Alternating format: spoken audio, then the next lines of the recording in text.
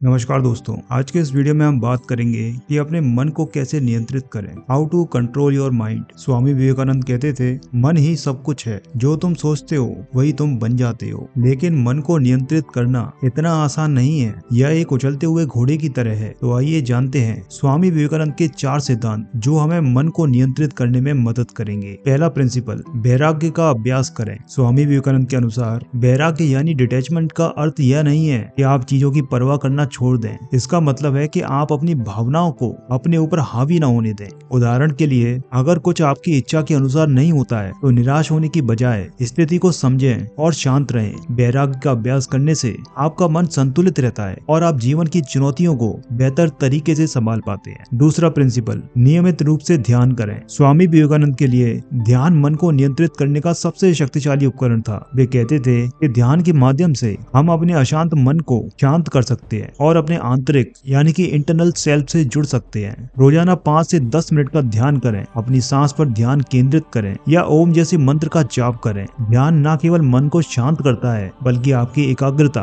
और आत्मविश्वास को भी बढ़ाता है। तीसरा प्रिंसिपल, शरीर और मन को मजबूत बनाएं। स्वामी विवेकानंद कहते थे, जब तक आप खुद पर विश्वास नहीं करते तब तक आप ईश्वर पर विश्वास नहीं कर सकते। एक स्वस्थ शरीर और मजबूत मन एक दूसरे के पूरक हैं। नियमित व्यायाम करें, पौष्टिक भोजन खाएं, प्रेरणादायक किताबें पढ़ें। जब आपका शरीर मजबूत होगा तो आपका मन भी अनुशासित होगा। स्वामी विवेकानंद ने हमेशा युवाओं को शारीरिक और मानसिक रूप से मजबूत बनाने के लिए प्रेरित किया है। फोर्थ प्रिंसिपल, निस्वार्थ भाव से सेवा करें। स्वामी विवेकानंद के अनुसार निस्वार्थ सेवा या कर्म योग मन को नियंत्रित करने का सबसे शक्तिशाली तरीका है। जब आप दूसरों की मदद करने पर ध्यान केंद्रित करते हैं तो आपका मन स्वार्थी इच्छाओं और नकारात्मक विचारों से दूर हो जाता है। यह एक दोहरा लाभ है, आप दुनिया को बेहतर बनाते हैं और आंतरिक शांति प्राप्त करते हैं। सेवा करने से आपका मन शुद्ध होता है और आपको जीवन का वास्तविक उद्देश्य समझ में आता है। प्रिंसिपल नंबर 5, सकारात्मक विचारों को अपनाएं। स्वामी विवेकानंद का मानना था कि हमारे विचार ही हमारे जीवन को आकार देते हैं। अगर आप नकारात्मक विचारों को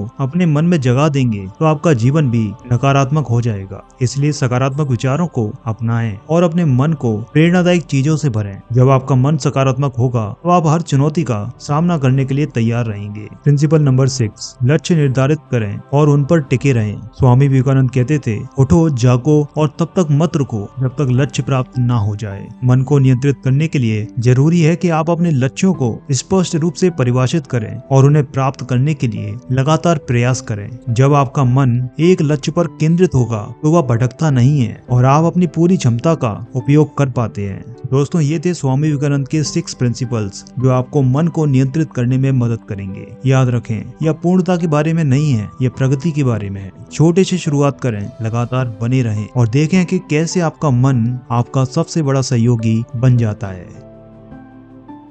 दोस्तों, स्क्रीन पर शो हो रहे आप इन 2 वीडियोस को भी जरूर देखें। इन वीडियोस से आपको बहुत कुछ सीखने को मिलेगा और आपको बहुत सारी इंस्पिरेशन मिलेगी। मैं इसी तरह की वीडियोस आपके लिए आगे भी लाता रहूंगा।